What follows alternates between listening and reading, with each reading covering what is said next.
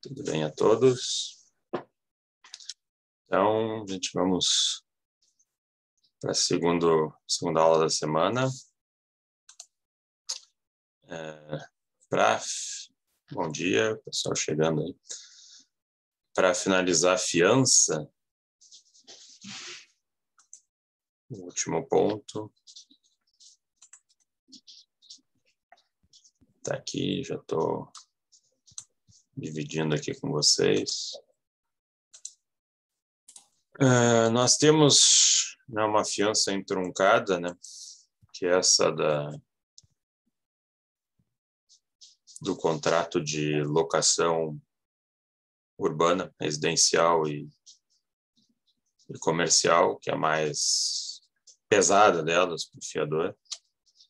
É um nível de garantia muito interessante para o locador, que também, se ele não se sentir estimulado a isso, ele não põe para alocar, e aí começa a especulação imobiliária, e aí também aumenta o problema de acesso à moradia. Então tem que criar algumas estruturas que deixem o locador um pouco confortável em relação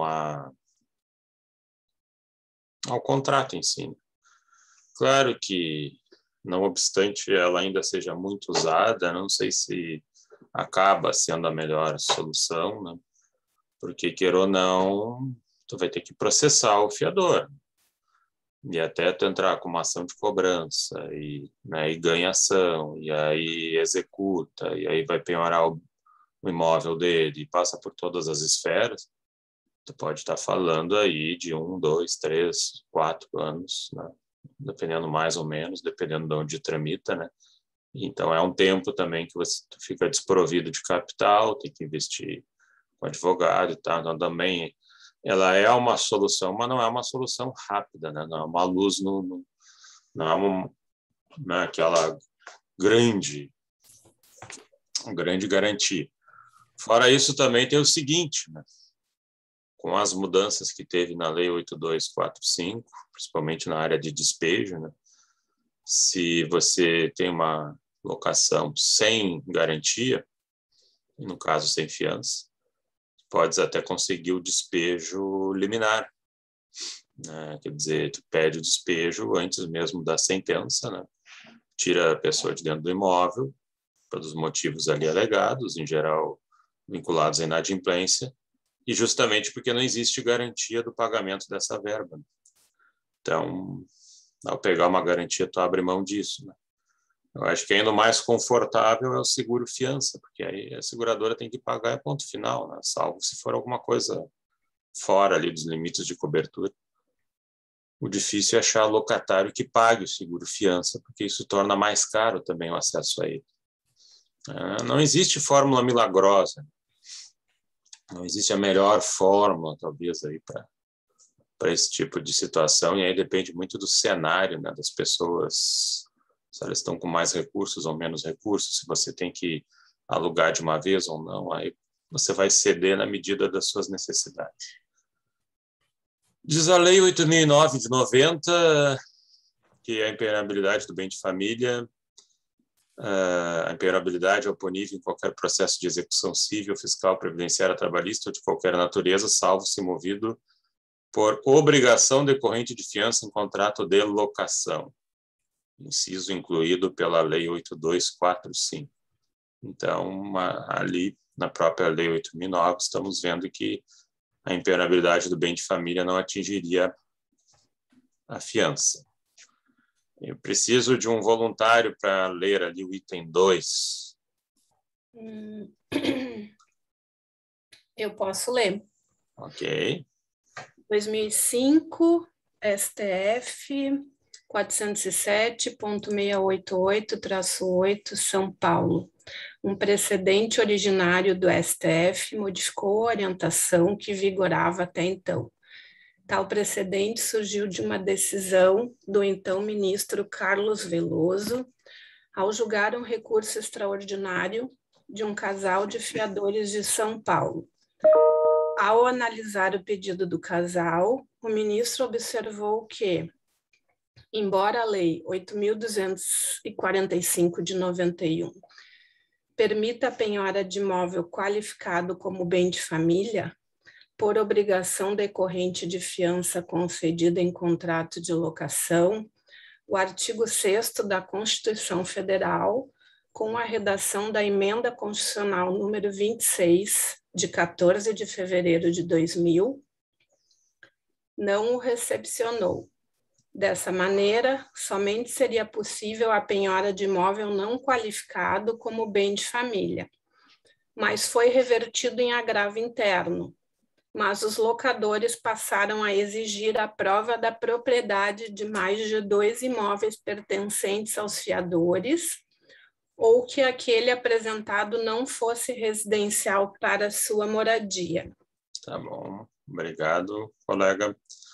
Então, gente, essa decisão aqui foi paradigmática porque teve uma decisão monocrática do ministro Carlos Veloso que disse que não podia haver penhora de bem de família do fiador, porque a Constituição Federal garantia o direito fundamental à moradia. Mas daí não poderia haver penhora de nada, né? Nunca poderia haver penhora de bem de família, né? Basicamente, não é só atentar contra o inciso 7 do artigo 3º da Lei 8.009, inserido pela Lei 8245. Seria ir para cima de todo o artigo 3º e dizer que o bem de família não tem exceção. E aí, no julgamento colegiado, através de agravo interno, a maioria decidiu que não, que esse direito à moradia, direito fundamental à moradia do artigo 6º é coisa que a pessoa vai reclamar lá perante o Estado, e não é algo oponível entre particulares. Mas já foi o suficiente para gerar um rebuliço no mercado e começarem a pedir fiadores com mais de um imóvel. De que aí pelo menos um deles cai, né? Um deles não ia ser o bem de família dele, um deles ia acabar sendo penhorado. O que também não é fácil achar, né? Fiador com 2 imóveis, assim, não é tão simples, né? Porque tu tem que ver um sujeito que ainda esteja afim disso. Eu precisava de um colega voluntário para os itens 3 e 4.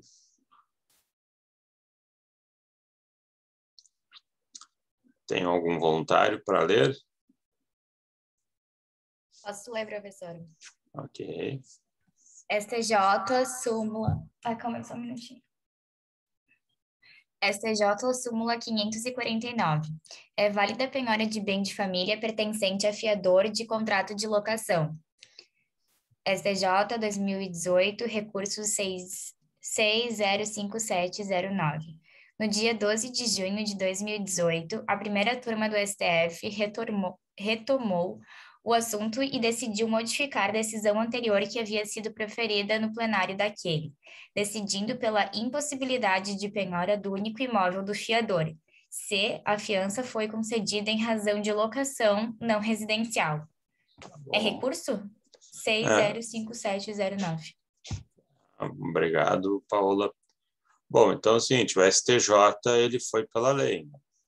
Tem até uma súmula dizendo a penhora do bem de família do fiador, né? Está ali no artigo 3º, inciso 7 da Lei 8.009. Estou confirmando a lei. E o STF, em 2018, recurso extraordinário 605.709, muda o que ele já tinha decidido antes e diz, não, o único imóvel do fiador não pode ser objeto de penhora se a fiança foi comercial.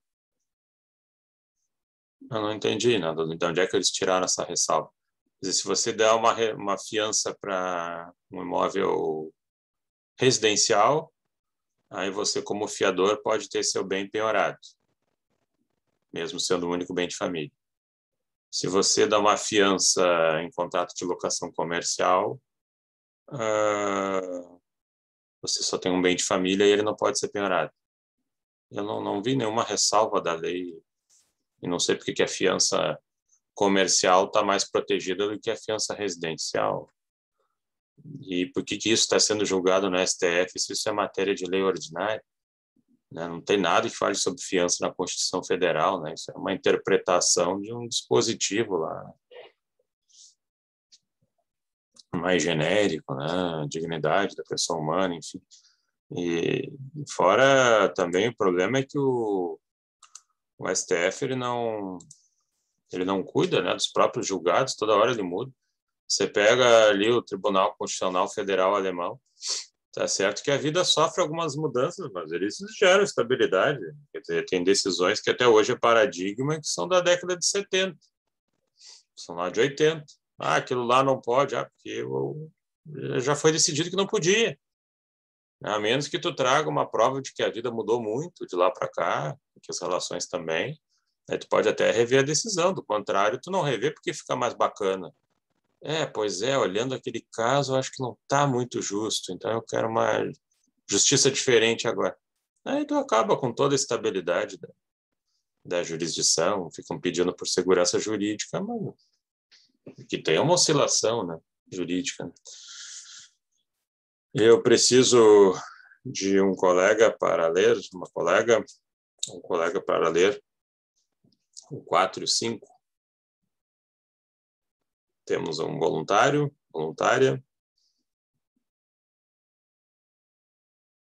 Alguém se habilita, gente?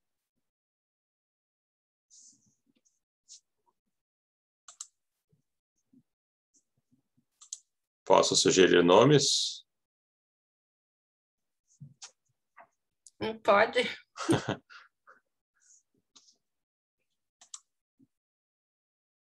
Pode ser, vamos ver se a Marla está por aí. Estou, mestre. Bom dia. Bom dia. Tem 4 e 5, né? Isso. Vamos lá. STF, março de 2020, recurso especial 1240968. E 27 de março de 2020, por meio do recurso especial 1240968, a mesma primeira turma do STF voltou atrás e passou a entender que fiador, seja de contrato de locação residencial ou comercial, não tem proteção ante a inexistência de inconstitucionalidade no inciso 7º do artigo 3º da Lei 8.009 de 90. Esse entendimento foi aplicado em outros recursos extraordinários a partir de março. Item 5, STF, novembro de 2020, recurso especial 1280519. A segunda turma do STF, em 4 de novembro de 2020, fazendo menção ao julgado de 2018, proferido pela primeira turma do recurso especial 1278427, entendeu que o fiador de contrato de locação não residencial comercial tem proteção da Lei do Bem de Família. Muito obrigado. De nada. Quer dizer, o negócio já virou comédia, né? Eles estão brincando, né? Quer dizer, primeiro que não tem vínculo, não sei de onde é que eles conseguem achar vínculo constitucional direto para isso. Segundo, tu diz uma coisa em março de 2020, voltando para o que tu entendeu anteriormente, e agora, em novembro, tu já muda para uma outra orientação, sendo que recursos extraordinários hoje são todos julgados com repercussão geral. Tu decide lá para servir de paradigma para outras instituições. Quer dizer, esse é um daqueles temas que tu julga como tu quer. As turmas não se conversam. Uma coisa é você ter várias câmaras dentro de um tribunal, né, ou até turmas dentro do STJ. Aí você tem 2 turmas no STF, 11 ministros, e na medida que tu cai numa ou outra turma, tu tem um ou outro resultado, quer dizer, e isso em questão de 1 ano, 2 anos, um tema que nem deveria chegar lá. Qual é a segurança que tu tem nesse mercado? Né? No fim, tu fica na dúvida, será que pegar fiador é um bom negócio? É um bom negócio se eu conseguir atingir o bem de família dele, que ele ainda tem. Porque isso eu também vou conseguir depois de um certo tempo. Sujeito ainda não conseguir. Aí, quer dizer, 3, 4 anos processando um fiador e não conseguir penhorar o bem dele. Quer dizer, é loucura, né? Aí é brincar mesmo com o jurisdicionário. Depois eu ponho, vou botar aqui até. Depois eu ponho no mudo também. Esse slide aí.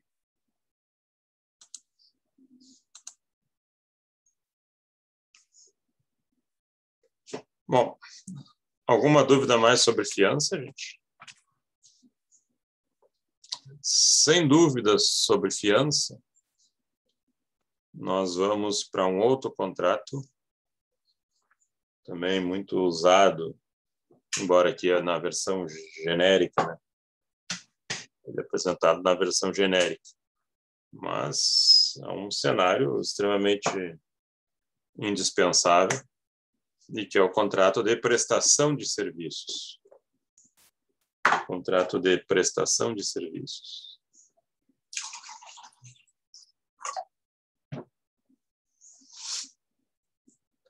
E aí eu vou ativar um outro slide aqui.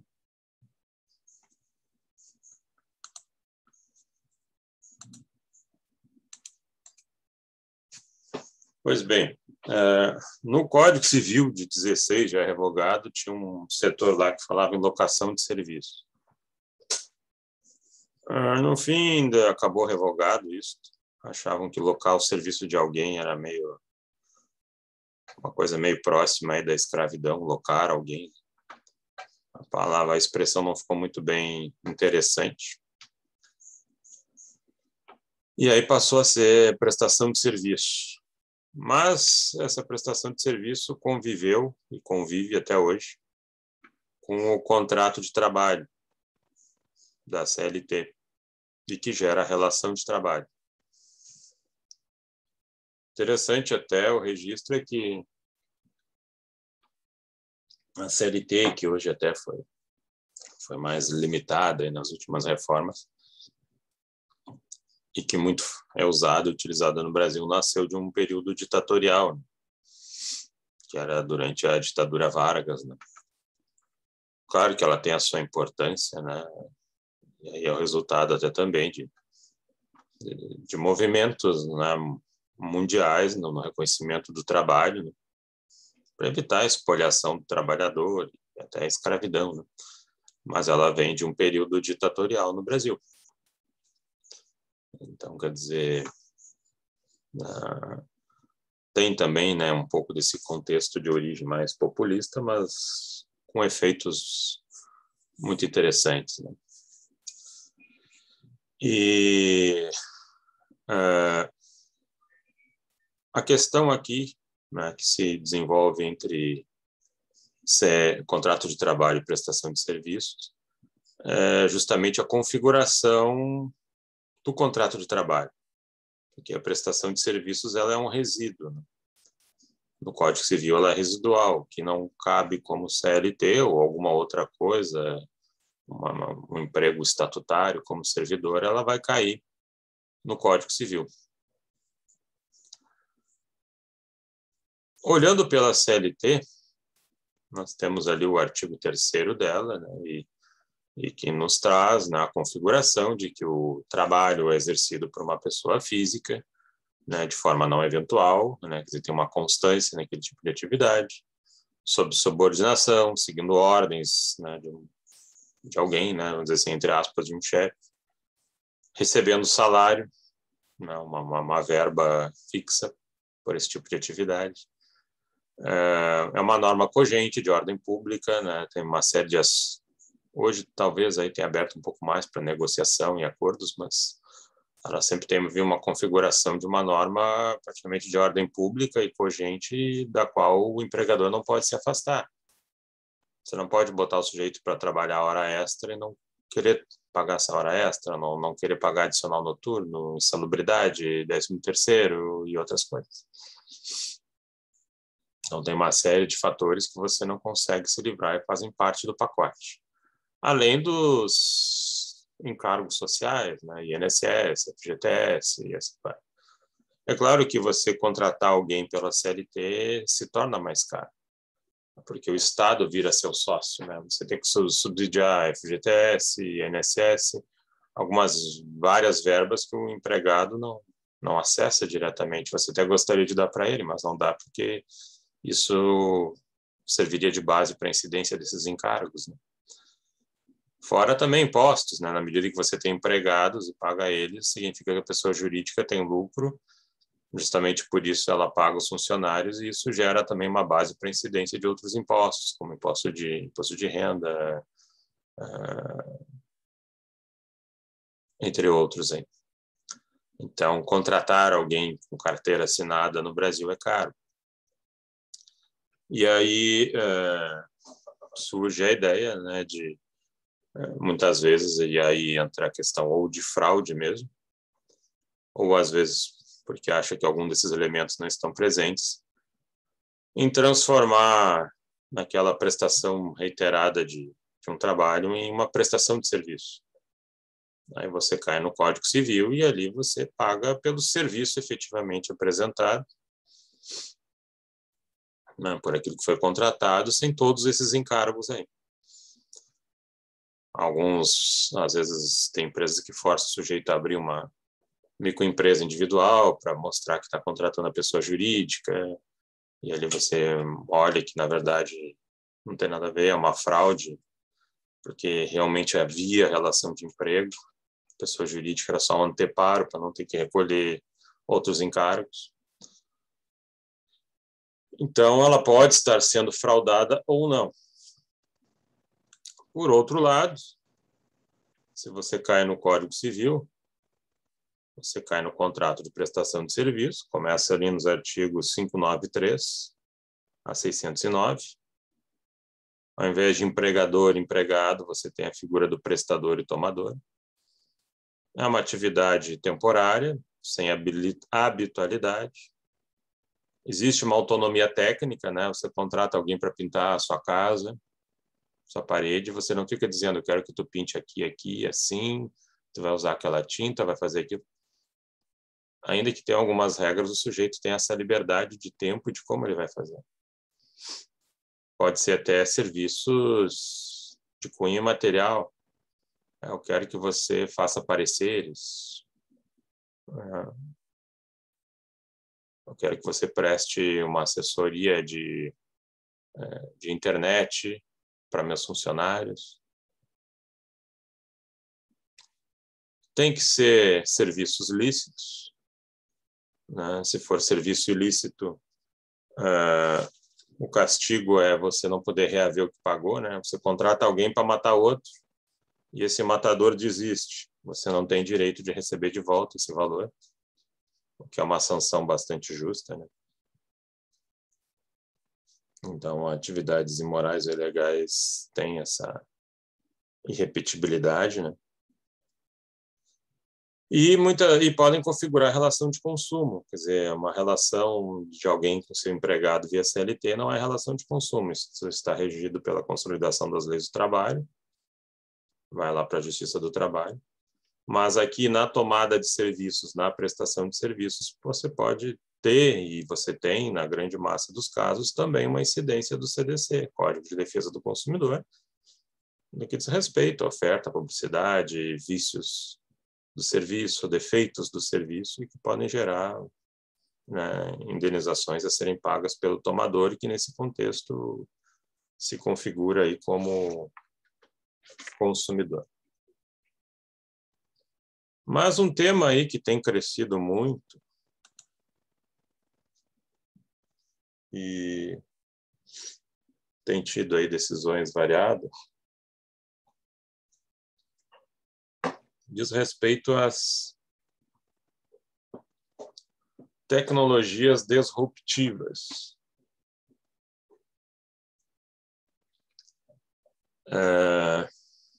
Uber, 99, Rappi, iFood. O Uber é Cabify, tinha mais um outro lá. Quando eles entraram no Brasil, eles vieram num momento importante para nós, porque a gente estava ali vivendo 2014, a ressaca de 2014, onde a gente entrou numa forte crise. Crise essa que a gente ainda está patinando nela. E piorou, evidentemente, com a pandemia. Ficou pior ainda.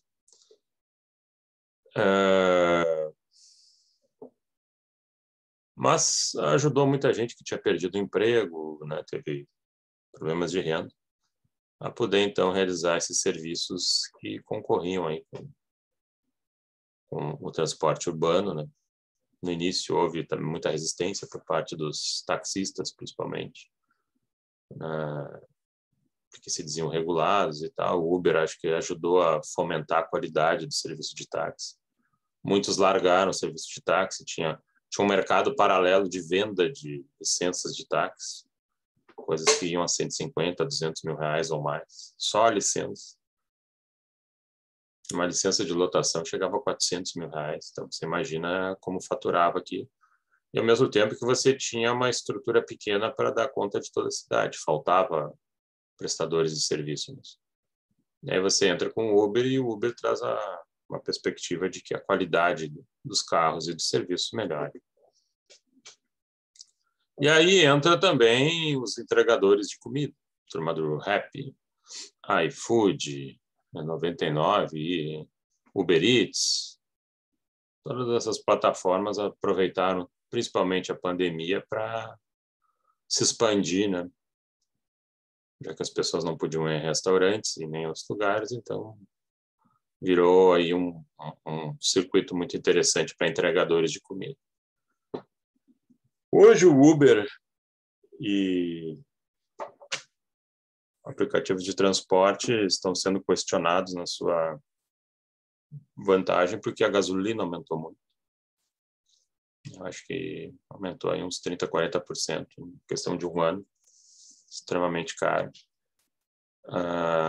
Os valores não teriam aumentado, né, desse tipo de serviço, e o repasse também não melhorou.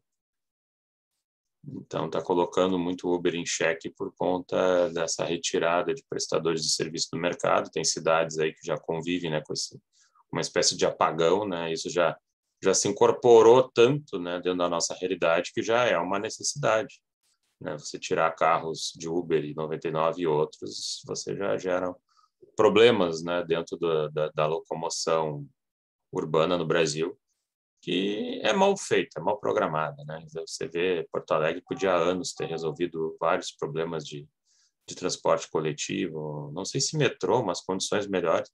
Você faz com que todos os ônibus passem pelo centro e, notadamente, o sujeito aqui, sem se deslocar muito, precisa já pegar 2 ônibus ou 3, é tempo de espera, exposição a risco em parada. Quer dizer, não há um estudo melhor sobre isso, né? Aquela engambelada que vai se somando, vai fazendo assim, vai deixando assim. A gente não consegue evoluir. E aí você vem com um serviço que às vezes tem um preço meio similar e também permite até o uso coletivo, né? Então, daqui a pouco vale mais a pena usar isso do que ter seu próprio carro, que aí você já paga um IPVA alto, tem que pagar seguro, a gasolina, etc. Mas aí a dúvida, tirando esses problemas mais atuais, é entender o quê? Como é que fica? Como é que fica a situação desses prestadores de serviços da Uber, Rappi, iFood e outros? O TST, Tribunal Superior do Trabalho, tem uma posição ainda fechada, no sentido de entender que não é relação de emprego. Tem aqui uma decisão de fevereiro de 2020, dizendo que entre o motorista e a Uber não tem relação de emprego. Por quê? Porque o motorista pode ficar offline com flexibilidade na prestação de serviços e horários. Aí outros vão dizer, não pode não, porque na medida que tu só aceita o que tu quer, eles te dão menos corridas. Ou te mandam aí para umas corridas piores, mais longe, mais distantes. Hoje tem um problema de Uber começar a aceitar dinheiro, aí tornou esses motoristas mais vulneráveis, né? Aqui nós tínhamos um motorista que trabalhou de 2015 a 2016 e queria registro na carteira de trabalho e todas as parcelas decorrentes do serviço. O primeiro grau negou reconhecimento de vínculo, o TRT da segunda região entendeu que havia vínculo de emprego, havia habitualidade, pessoalidade, subordinação, coisas que o TST entenderam que não. Então, o TST ainda bate na ideia de que não. E o TST também estava segurando, vamos dizer assim, esse pepino, né, já que o executivo não regula isso, é que é uma tecnologia disruptiva. E como algo novo que vive nesse mundo da internet, você tem que criar uma via diferente, até pela funcionalidade da estrutura. Talvez não seja uma relação de trabalho, talvez não seja só uma prestação de serviço, mas tem um meio termo. E um meio termo onde o Estado não se apresente como um sócio inútil, né? Eu vou regulamentar aqui a tua profissão, mas isso vai me gerar um INSS aqui, um FGTS ali. Quer dizer, começa a extorquir numa série de setores, de encargos, aí vai tornar o serviço caro, vai te faltar cliente e a operadora lá vai cair fora, na medida em que isso se tornar custoso para ela. Pronto, você implodiu a atividade. Então, tinha que ser pensado isso como uma terceira via, talvez dando aí mais garantias a esses prestadores de serviço, mas não ao ponto de torná-los empregados. E até acho que talvez não seja a ideia deles serem empregados. Ter uma flexibilidade talvez seja um dos pontos principais, não ter que obedecer a alguém. A Uber sustenta que não atua como empresa de transporte, mas de exploração de plataforma tecnológica numa economia compartilhada. E aqueles que aderem a essa intermediação digital concordam com seus termos. O TST diz que tem uma autonomia do motorista e que rompe com a subordinação. Ele escolhe a rotina, os horários, os locais que deseja atuar, a quantidade de clientes que pretende atender, e isto fere a ideia de comando que deriva da relação de trabalho. E dizem ainda que o motorista fica com 75%, 80% do valor pago pelo usuário, que é um percentual superior ao que muitas vezes acaba se entendendo aí como relação de emprego, quando o percentual é tão baixo, que aí entende que realmente ela possa estar existindo. Foi o primeiro caso que chegou no TST e ele não mantém essa linha. Superior Tribunal de Justiça, acho que até agora tem uma decisão, não sei se ele sumulou, mas ele entende que economia compartilhada não é relação de emprego, não é relação de trabalho, e é problema dele, do STJ. E eu digo assim, o TST segurou um pouco isso com medo de que realmente a empresa fosse embora. Daqui a pouco, agora todos os Uber são relação de emprego. Fechou, acabou o Uber, né? Não vão topar isso. Mas na Inglaterra virou relação de trabalho. Mas nos Estados Unidos, na Califórnia, tem lei para isso. Bom, lá tem lei. E lá a relação de emprego não tem a mesma estrutura que aqui. Tu não tem, talvez, o mesmo rol de direitos e tu talvez não tenha também que pagar tanto em termos de encargos para ter um empregado. Daí é mais fácil assimilar isso. Tem que ver o contexto que tu está trazendo isso. Quais as diferenças daqui para lá, porque para lá poderia valer a pena ou não. Eu sabia até o Uber, um dos únicos lugares aí que ele ainda estava funcionando com retorno mesmo era o Brasil. Em outros lugares ele não estava aberto. Aí nós temos aqui o iFood, Ministério Público do Trabalho de São Paulo, TRT, segunda região. Cassou, em abril de 2020, uma liminar que obrigava o aplicativo do iFood a pagar um salário mínimo para entregadores que estivessem no grupo de risco do Covid ou suspeita de contaminação. Bom, mas aí tem que perguntar, afinal, o iFood é relação de trabalho, de emprego? Porque se é relação de emprego, ok, tu vai para a Justiça do Trabalho debater esses detalhes. Agora, se não é relação de emprego, teria que ir para a comum, e não seria nenhum caso do Ministério Público do Trabalho. Então, na medida que tu tem que pagar um salário mínimo para quem está no grupo de risco, é meio estranho. É como se a pessoa tivesse o dever de estar pagando INSS para o sujeito e não pagava. No TRT foi cassada essa liminar do primeiro grau, dizendo que os entregadores são usuários da plataforma e se inscrevem livremente. É uma economia compartilhada. E aqui é interessante, olha, a gente deveria considerar a evolução das relações comerciais e trabalhistas, né? E não se pode ficar amarrado a modelos tradicionais, que já não trazem mais segurança jurídica para isso, né? Então, ela cancelou essa liminar, mas, ao mesmo tempo, ela está deixando um recado. Tem que pensar uma terceira via. A CLT da década de 40 e o Código Civil é muito... são poucos os dispositivos ali que tratam justamente da prestação de serviço, que também eu acho que não fica por todo coberta nesse tipo de atuação.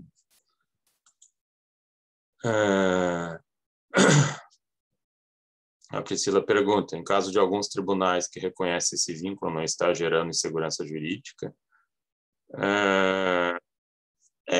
Com certeza, né? Acho que, claro, todos têm um pouco de debate e não ter uma opinião uniforme sobre o mesmo tema, acho que é importante até para a evolução do direito. Mas tem outras questões que não tem como pensar diferente, né? Você entra com duas ações, uma diz no mesmo tribunal, daqui a pouco uma diz que tem relação de emprego, outra não tem, então é o tipo de coisa que não dá para conviver com elementos diferentes. Ou é ou não é, né? Ou é ou não é. Aí daqui a pouco, no estado do Rio mas no estado da Bahia não é. Bom, então vamos trabalhar com uma ideia de federação tipo Estados Unidos. Na Califórnia, você tem uma lei dizendo que é relação de trabalho. Você vai para um outro estado, lá não é. E não adianta querer recorrer ao judiciário que não vai levar. Mas aí é o contexto deles. Agora, como para o Brasil, teria que ter um limite em termos disso, senão a gente vai ficar rodando aqui, correndo atrás do rabo e com um risco altíssimo.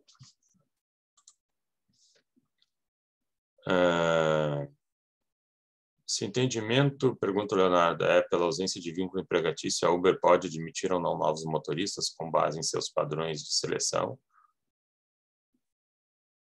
Sim, não haveria problema, né? Ele não pode discriminar.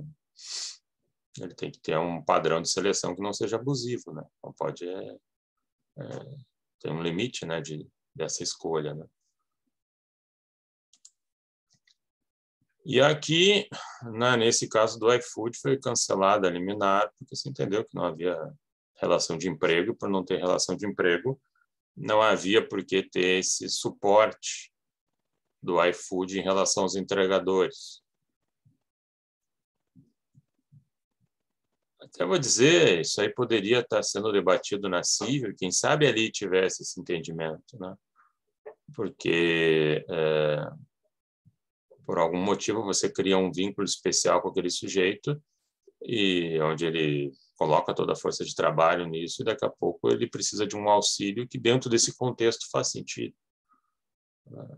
Eu não estou atacando aqui o conteúdo, né, da obrigação imposta ao iFood, mas sim o setor para o qual ele foi parar, que é a Justiça do Trabalho, o que só poderia se fosse relação de trabalho, olhando-se a Constituição Federal, né?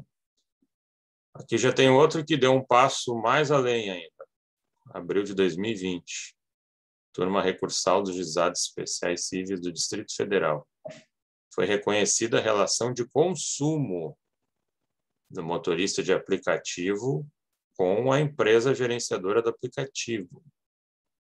O motorista de Uber seria um consumidor desse serviço do aplicativo que remete ele aos clientes dele. Mas aí já seria uma plataforma para justamente você lucrar em cima a partir do seu trabalho. Não é uma destinação final fática de um serviço que você consome como destinatário final. Você nesse sentido, seria uma espécie de comerciante, né? Vamos dizer assim.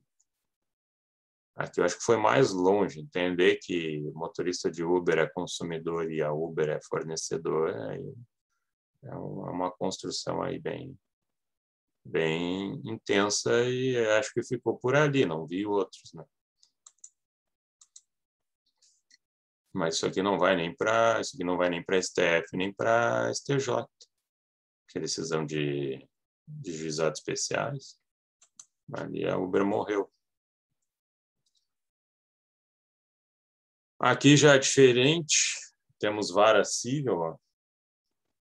Vara civil.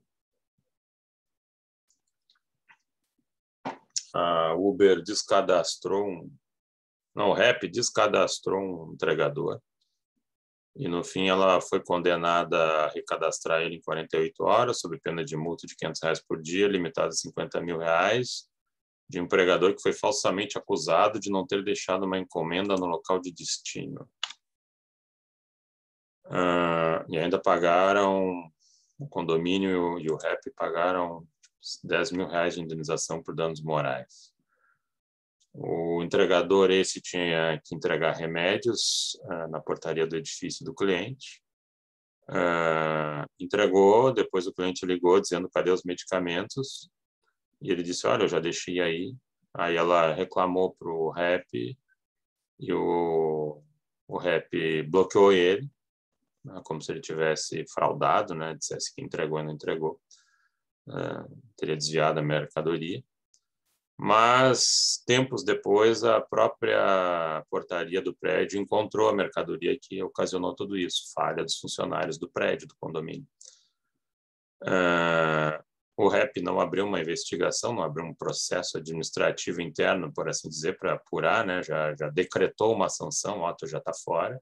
O sujeito dependia, né, desses valores aí do REP, né? Não deu nem direito de defesa a ele, ele entrou em juízo e aí ganhou lá uma indenização por dano moral lá e material, colocando o próprio condomínio também como solidário desse problema aí, né?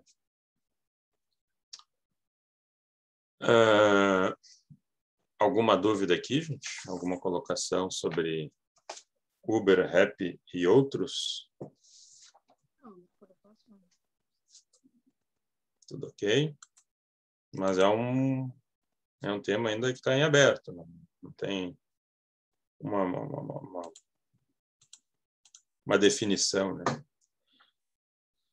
Bom, a prestação no que diz respeito ao contrato de prestação de serviço do Código Civil, você também tem, né, existe o direito à remuneração e não se presume gratuidade. Artigo 596 do Código Civil, não se presume gratuidade. Se não houve uma fixação de valor, nós vamos para o chamado arbitramento judicial, tu dá elementos para o juiz verificar um valor concernente àquele serviço. E nesse arbitramento judicial ele vai levar em conta o quê?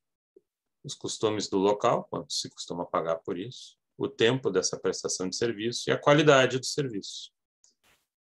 Agora, você tem também outras referências, né? Por exemplo, o serviço de um advogado não se presume gratuito. Eu quero um serviço de advogado totalmente gratuito. Bom, aí você vai fazer advocacia pro bono. Não cobra nem no início nem no final. Aí ele é totalmente gratuito, que é o que o SAJU faz. Serviço de Assistência Judiciária da PUC. Não pode nem aceitar uma fatia de bolo. Mas, eu gostei muito do trabalho de vocês em trazer uma torta. Não aceito, não pode. Mas, com isso, também ele consegue clientes para viabilizar a prática processual para os seus alunos. Agora, se você busca um advogado, ele tem direito de cobrar pela consulta, pelo trabalho, pelo serviço. Se não foi debatido esse valor, usa-se a tabela da ordem. Um médico, né, que atende uma pessoa na rua que está passando mal, é omissão de socorro não ajudar, ok, mas ele não precisa trabalhar de graça. Então, aquele atendimento ele pode cobrar. Ele não é um SUS ambulante. Ele vai cobrar como? Uma das ideias é a classificação brasileira hierarquizada de procedimentos médicos, CBHPM, que é ditada pela Associação Médica Brasileira, e lá tem uma série de atividades, né, e tem um custo delas. Ele poderia cobrar por ali, por exemplo. É uma referência. Então, não se presume a gratuidade dos serviços em geral, né? A duração. Tem um artigo ali do Código Civil, 598, que fala em limite máximo de 4 anos. Para não ficar uma coisa muito, uma dependência eterna. Então, você poderia fazer um contrato de prestação de serviço até um máximo de 4 anos, e o que vier depois de 4 anos não teria validade. Aí teria que fazer um novo contrato. É o que está previsto ali no artigo 598.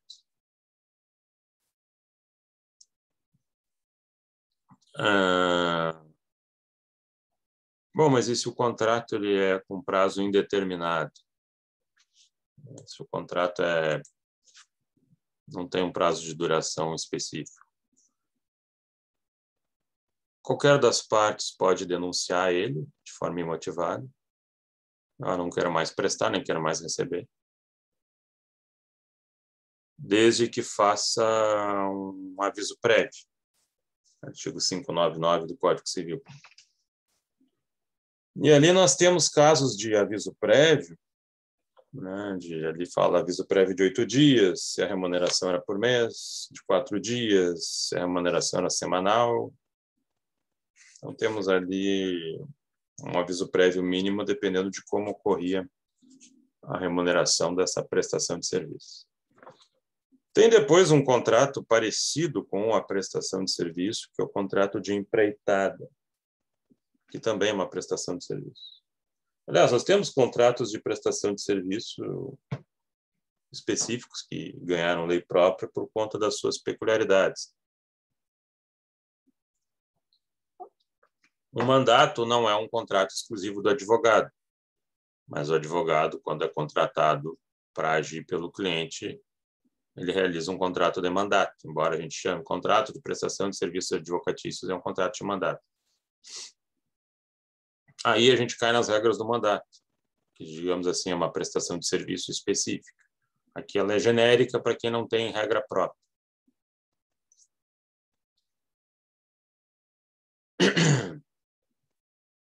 E nesse contexto aqui também, nós temos a questão da despedida, né?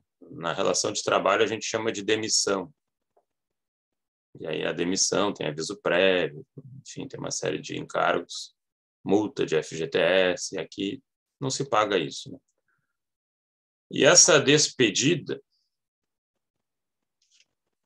que é um contexto que a gente vai usar aí para contrato com prazo, no prazo indeterminado você dá aviso prévio e acabou o contrato. Por prazo determinado,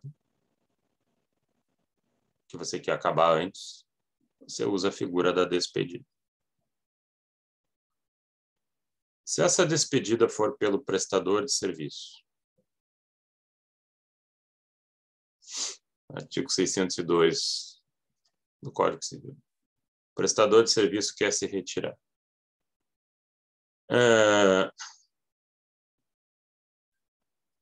Se ele se retira sem justa causa, ou seja, decidiu se retirar por se retirar, ele tem que pagar perdas e danos, se for o caso, né? Essa saída abrupta dele, se gerar prejuízos para o tomador de serviço, ele teria que pagar perdas e danos. E ele só tem direito à retribuição por aquilo que ele efetivamente trabalhou.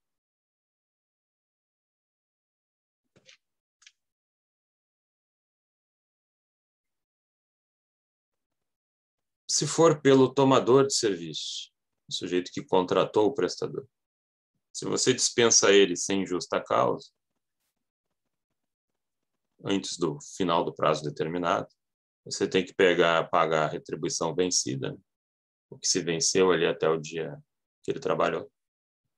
E também metade da retribuição que ele receberia até o final do contrato. É uma multa, né? Basicamente é uma multa que engloba as perdas e danos dele. Você teria que pagar metade do que ele ganharia até o final do contrato, porque, enfim, investiu, né? Estava se dedicando para você, etc. Como eu estava falando antes, né, temos aí a questão da empreitada, né? Qual é a diferença da empreitada para a prestação de serviço? Na empreitada, você tem um foco numa atividade específica, você quer um resultado específico, então você contrata alguém para fazer uma casa, pintar uma parede.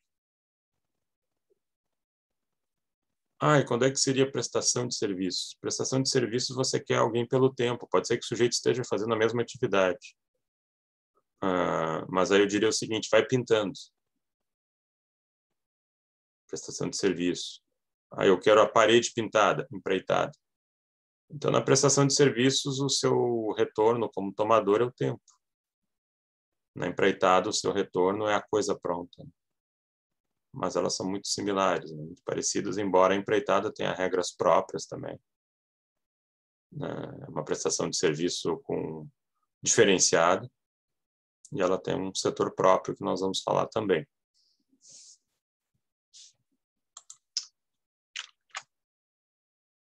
Bom, aí surge uma outra questão.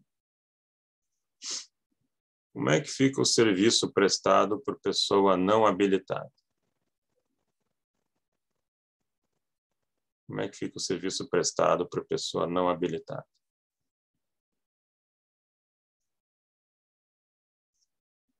Artigo 606 do Código Civil. Se o serviço for prestado por quem não possui título de habilitação ou não satisfaça requisitos estabelecidos em lei, não poderá cobrar a retribuição normalmente correspondente ao trabalho. Mas, se esse resultar benefício a outra parte, o juiz atribuirá a quem prestou uma compensação razoável, desde que tenha agido com boa-fé.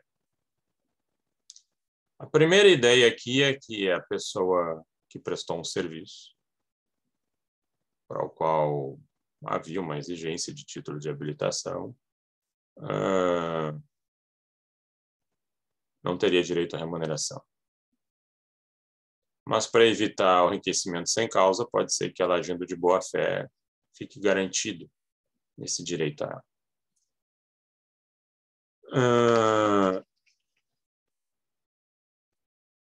Vamos pensar o seguinte: a pessoa não é corretora de imóveis, mas faz umas intermediações de venda. Ele não pode se anunciar como corretor de imóveis, porque aí o Conselho Regional de Corretores de Imóveis, o CRECI, vai em cima dele. Administrativo e até penalmente, civilmente. Mas nada obsta ele fazer essas intermediações de quem quer comprar e de quem quer vender.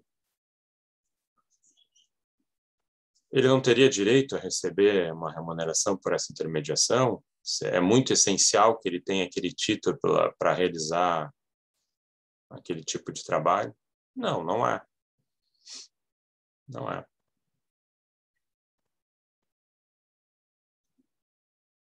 Bom, então, pode ter direito a essa remuneração, sim, desde que não se anuncie com... Hoje tem muita disputa na área médica, na área da medicina, odontólogo aplicando botox, biomédico aplicando não sei o quê, e aí tem outro médico que nem cirurgião plástico fazendo isso. Olha, virou um mercado persa ali de todo mundo querendo fazer um pouco. É uma confusão aquilo ali e algumas questões disputadas aí na justiça para preservar terrenos. E aí acho que esse tema ali entra em debate, porque aí a gente já cai no parágrafo único do 606. Aí o parágrafo único do 606 é o seguinte: quando for lei de ordem pública e que exija habilitação específica, não tem direito a remuneração nenhuma. Então, vamos pensar o seguinte: exercício da medicina. Fazê-lo sem ter habilitação é charlatanismo, é um crime. Fora outras questões. E ali também vai responder por lesão corporal, óbito.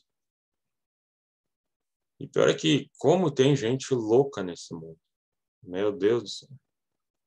O que falta de terapia, principalmente no mundo, no Brasil seria muito bom.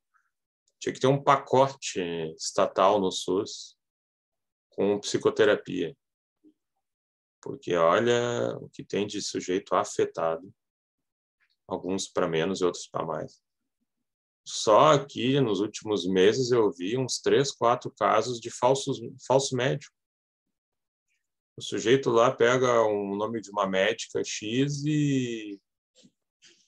ou do médico X e faz ali uma carteirinha para ele nos mesmos moldes de um determinado hospital e se mete lá dentro a atender, até que vem alguém que nunca viu ele ou que acha estranho o nome. Mas eu conheci essa outra médica aqui, às vezes é uma médica que morreu, foi embora. Conheci um médico e você não é ele. Até que vem alguém que se dê em conta e vai lá e denuncia e prende o sujeito. E ele está atendendo as pessoas. Esse tempo tinha uma outra lá, ela entrava no hospital X e ficava botando foto no Instagram e dizendo algo do tipo, cirurgia de manhã cedo, aqui vou eu. E tinha seguidores. Até que alguém reconheceu que ela não era de lá. E foram lá e prenderam a mulher. Então, outra também que não é incomum é falso advogado. O sujeito começa a oferecer serviços de advocacia e se diz advogado. Esses tempos aí prenderam um ali no Rio. Primeiro ele se dizia promotor. Aí, logo a seguir, ele se dizia advogado. E ele não era promotor nem advogado. E não era a primeira vez que tinham pego ele. Quer dizer, psicopata clássico. E psicopata clássico não medicado, porque ele não consegue. É uma pulsão tão grande que ele vai lá e ele tem que fazer isso. Ele não consegue superar, né, esses entraves. Esse tipo de coisa e não tem direito à remuneração. Mesmo que tenha dado êxito. Até porque é um êxito questionável, né? Um falso advogado levando um processo a cabo gera nulidade. Por melhor que tenha sido a tarefa dele, né, o trabalho dele. Aí não teria direito a remuneração alguma. E ainda tem outra questão aqui, que aparece na prestação de serviço, que é o chamado aliciamento de mão de obra. Aliciamento de mão de obra. Aparece lá no artigo 608 do Código Civil. Aquele que aliciar pessoas obrigadas em contrato escrito a prestar serviço a outrem pagará este a importância que ao prestador de serviço pelo ajuste desfeito houvesse de caber durante 2 anos. Aliciamento de obra é atrair, seduzir pessoas já contratadas por contrato escrito e, digamos assim, roubar esses prestadores de serviços para você. Tem uma pena civil ali, né, que é para aquele que perdeu esses prestadores de serviço, receber o que pagaria a eles durante 2 anos. Isso tem que ser pago pelo aliciador.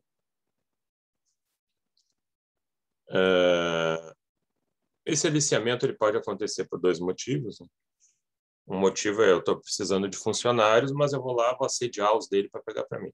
Uma coisa é você oferecer, né, de forma uma oferta mais pública, olha, eu ofereço salário tal, garantias tal.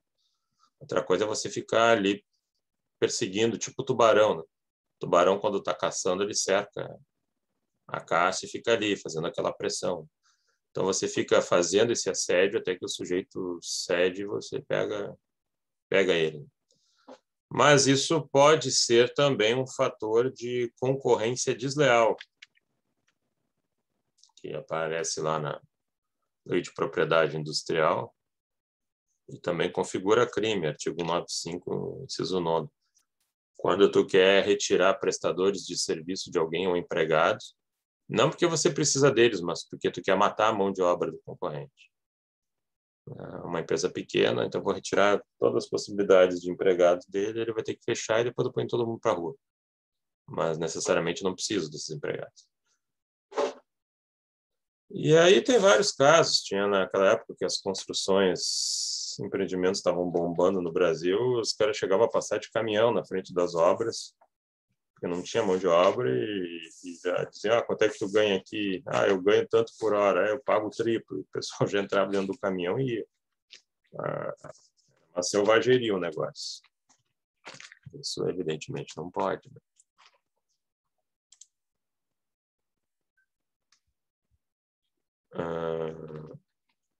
A Márcia pergunta, slides não está completo?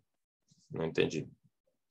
Professor, assim, eu estou vendo que o slide vai até o número 20 e o que tu publicou vai até o 6.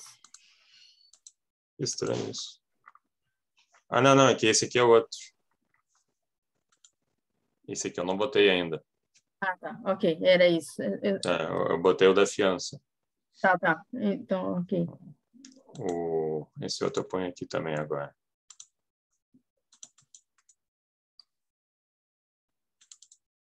Deixa eu puxar aqui. Isso.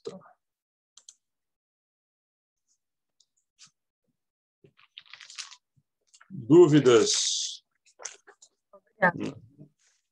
Dúvidas na prestação de serviço, gente? Mas esses slides vão para o Moodle, né? Vão. Eu ponho lá também.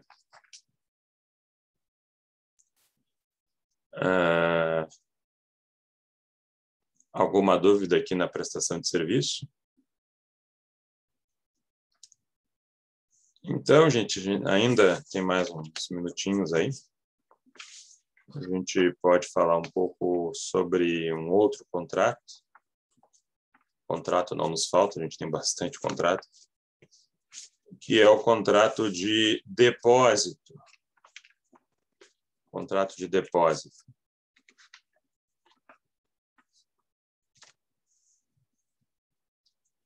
O contrato de depósito ele está previsto nos artigos 627 a 652 do Código Civil. 627 a 652 do Código Civil.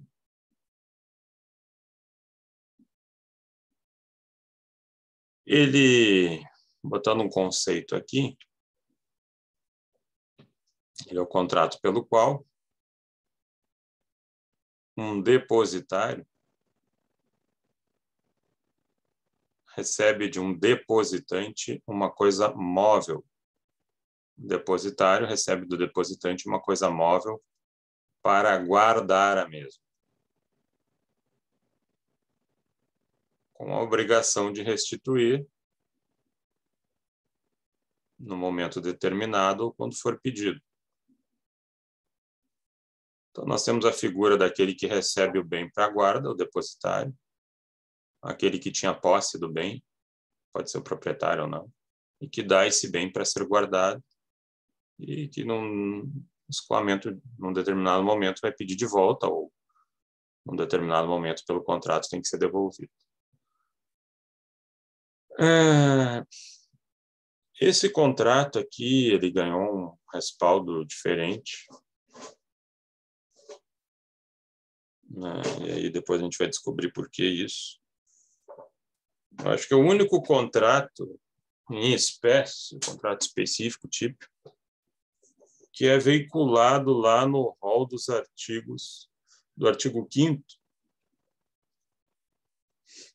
dos direitos e garantias fundamentais da Constituição Federal de 88. E a gente pergunta, mas o que ele tem de tão mágico que foi parar lá no artigo dos direitos fundamentais, o principal deles, ao menos. Tem tanto outro contrato aí que é tão mais importante, né? O STF aí tem mexido direto no contrato de fiança misturado com a locação, sendo que nenhum dos dois aparece lá na Constituição, e esse outro apareceu lá. Vamos dizer assim, apareceu de gaiato. Porque lá na Constituição Federal, no artigo 5º, a gente diz, né, o Brasil, na evolução, né, proibiu a prisão civil, então ninguém pode ser preso por dívida. Ainda na época do Império Romano, 400 e poucos antes de Cristo, eles tinham feito uma lei, Lex Petelia Papiri, dando mais humanização, né, à questão das dívidas, né? Então ali proibia prisão, esquartejamento, tortura, morte de devedores por dívida, ou até escravidão, o sujeito podia ser escravizado se tinha dívida. Aí, nesse decorrer das coisas, na nossa evolução, a gente também diz, não pode haver prisão civil por dívidas no Brasil. Aí fica mantida só a prisão do devedor de alimentos pelo menos é o que deveria, porque o Brasil é signatário de um tratado internacional,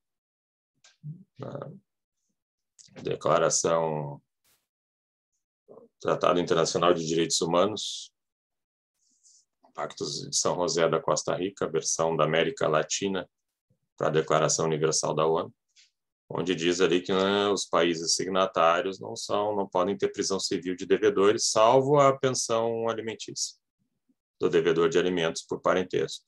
E é o que a gente tem, né? Mas aí surgiu de gaiato no artigo 5º lá, não pode haver prisão civil por dívidas, alimentos, salvo alimentos, e depósito. E é do depositário infiel. Mas o que tem a ver o depósito, né? E blindar ele com a prisão civil? Por que outros contratos não podem ter e ele pode ter prisão civil? Prisão civil, coação, né? Não é prisão civil, pena. É coação para que algo aconteça. E aí a gente vai ter que ver depois os interesses econômicos por detrás disso. Havia um lobby para botar o depósito blindado, à exceção de prisão por dívida civil. Ou seja, o depositário infiel poderia ser preso por dívida civil. E aí esse contrato aí alcança, né, um ápice diferente, né? Ele é importante para a vida em sociedade, claro, mas ele ganhou um status que outros não tinham, uma blindagem que nenhum outro contrato conseguia ter. Na lei, no que diz respeito ao objeto dele, na lei temos um artigo 627 que diz que o objeto tem que ser móvel, sob a ótica do depósito contratual. Mas, se eu olhar lá no CPC, eu vou ver que existe depósito forense até para imóveis daqui a pouco. Uma penhora também não deixa de ser um depósito. Da ideia de guarda. Mas, do ponto de vista contratual, teria que ser móvel. E envolve um bem fungível. Infungível, aliás. Aí é o sentido do depósito. Você entrega o carro A, você quer o carro A de volta, e não o carro B. Ah, mas e quando eu faço depósito de dinheiro no banco? Bom, aí é um bem fungível. Pode ser bem fungível? Pode. Mas aí você vai resolver esse depósito pelas regras do mútuo. O mútuo é um empréstimo de bens fungíveis. É um empréstimo de consumo. Você empresta uma coisa, a pessoa consome e ela te devolve na mesma qualidade e quantidade e gênero, né? Então, depósito de bens fungíveis se regula pelo contrato de mútuo, que é um empréstimo de bens fungíveis. E o exemplo clássico disso é de dinheiro. Você não vai devolver a mesma nota que o sujeito te deu, você consome aquela cifra. Classicamente, mas pode ter objeto de bem fungível? Pode, mas o clássico é que seja infungível.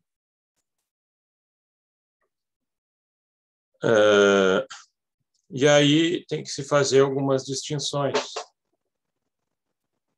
Existe um contrato chamado comodato, que, diferente do mútuo, é um empréstimo de bem infungível e é gratuito. Exemplo, emprestar uma casa. É um comodato. Você vai emprestar para a pessoa usar, usufruir, usar. Esse é o comodato. Na locação, a locação você repassa a posse do seu bem a uma pessoa e ela lhe remunera por isso. Você fica desprovido da posse, mas ganha um dinheiro por isso. Então, a pessoa pode usar esse bem, por isso que ela está locando e pagando, diferente do comodato, que seria gratuito. E o depósito? O depósito, classicamente, ele é para guarda e conservação. Isso está lá no artigo 629 do Código Civil. Artigo 629 do Código Civil. E o artigo 630 diz o seguinte: se o objeto veio lacrado, assim deve se manter. porque no depósito você não vai usar o bem. Você não pode usufruir do bem, você tem que guardar o bem e conservar o bem. Não é uma entrega para uso, é para conservar. Essa é a sua obrigação principal. E é um contrato feito justamente com base na confiança, né? Confiança, você deixa valores com alguém. E alguém é remunerado por cuidar desses valores. Teve um caso ali na Tristeza, Assunção, ali na Zona Sul. Recém tinham aberto um restaurante ali, depois de um supermercado que tinha ali, antes era um nacional, então não sei que supermercado virou. Tinham aberto um restaurante ali numa parte mais elevada, não sei se... não me lembro o nome dele. E recém tinham aberto ele, e aí tinha um estacionamento, né? Que é um elemento de convidar a pessoa aí ao teu estabelecimento. Você cria uma vantagem para ela que é o estacionamento. Na maior segurança, né? E ele consome lá dentro com calma e durante mais tempo. Aí, o sujeito chegou lá com uma BMW, o carrão, e deixou, né? E foi jantar lá, almoçar com a sua esposa. E nisso, o guardador ali do estabelecimento, né? O sujeito que cuidava ali dos carros, resolveu chamar um amigo, um parceiro. Olha só, deixaram um carrão aqui, vamos dar uma banda. E eles nem vão notar. E o amigo veio e pegaram o carro e saíram a correr pela Venceslau Escobar. Né? Meteram o pé, né? Deve ter estourado tudo que era pardal. Obviamente, né, que acredito que não fossem pilotos profissionais e pegando um carro desse porte, se acidentaram. Destruíram o carro lá, acho que enfiaram num muro lá, destruíram uma casa. Mas destruíram o carro. Não sei como é que ficou o apenamento deles, né? Mas responsabilidade do empregador pelo empregado. Ficou essa continha aí para pagarem, né? Era um contrato de depósito. Se o sujeito acionasse a seguradora dele, não há dúvida que a seguradora dele ia cobrar do restaurante. E eu não acredito que um restaurante recentemente aberto teria seguro para esse tipo de situação dos carros ali estacionados. Talvez não tivesse nem seguro para furto, nem para roubo. Ou seja, o cara mal abriu o restaurante, já teve um tufo enorme, porque contratou um sem vergonha, né, para ser guardador dos carros, né? Um responsável total e que gerou aí um prejuízo lastimável. Quando você deixa o carro dentro do estacionamento, mesmo que venha aquela frasezinha, os veículos aqui cobertos, aqui estacionados não estão cobertos por nenhum seguro, estão sim. É um dever de guarda, de conservação, no mínimo oriundo da boa-fé objetiva. Mas hoje você já entra, já pega um ticket e paga por isso, então você já tem um contrato de depósito, não precisaria nem dizer. Salvo se fosse de graça, aí você vai dizer que há um dever anexo de segurança derivado da boa-fé objetiva, porque você chama, convida alguém para o seu estabelecimento, tem que prover com segurança.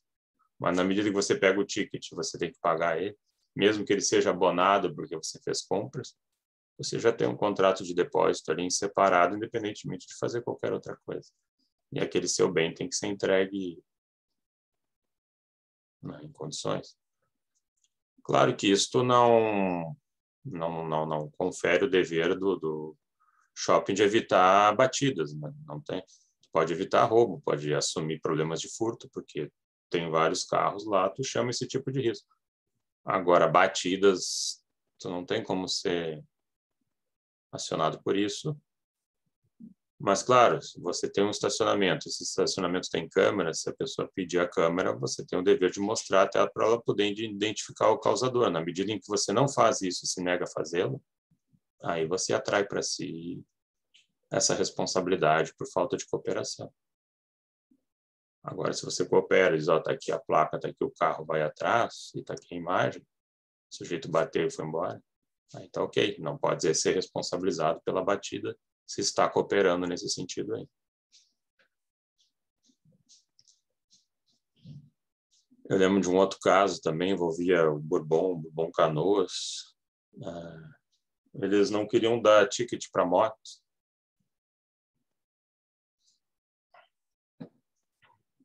Justamente porque moto tinha muito furto e, ao não dar o ticket para moto, eles dificultavam a defesa do sujeito, que tinha moto furtada dentro do estabelecimento. E teve um cliente que teve isso, não deram as imagens para o sujeito, não deram as imagens para ele, para não mostrar que realmente houve o furto. E ele teve que remontar todos os passos dele dentro do shopping. E pior é o seguinte, ele não comprou nada, né? Então não tinha nenhum ticket mostrando que ele tinha passado lá, e ele disse, não, eu fui lá, fui olhar uma mercadoria, não gostei, voltei. Eu não ia chegar ali, agora eu vou forçar a barra e vou comprar alguma coisa só para dizer que aqui eu estive.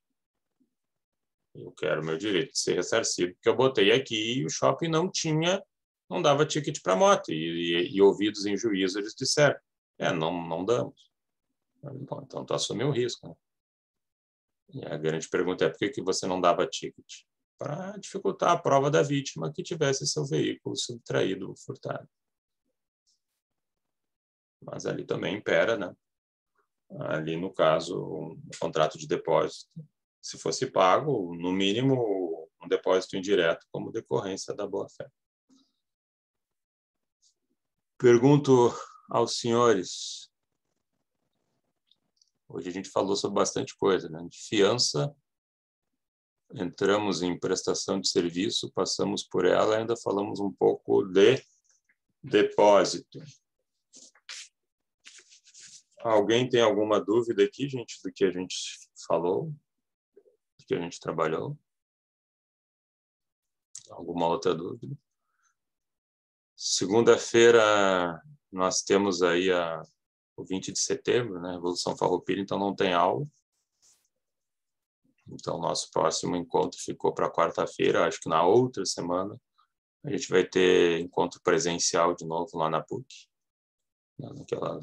Aquele modelo de aula que nós já tivemos. Nessa do dia 20, na outra, nós vamos ter de novo esse encontro. E aí, então, nos vemos na próxima quarta-feira, seria isso. E aí damos continuidade. Alguém ficou com dúvida aqui? Alguém tem alguma dúvida? Esses slides depois eu coloco ali no Moodle, os que a gente viu hoje. E fica à disposição lá para vocês. Qualquer coisa também mandem por lá. E seguimos então. Bom resto de semana a todos. Bom feriado para quem puder fazê-lo, né? E nos vemos na quarta-feira, nesse mesmo bate-horário aqui de hoje. Um abraço a todos, então. Obrigada, prof. Até a próxima. De nada. Obrigada, mestre. Valeu pela bate-aula. Um abraço. Tá certo. Tá bom.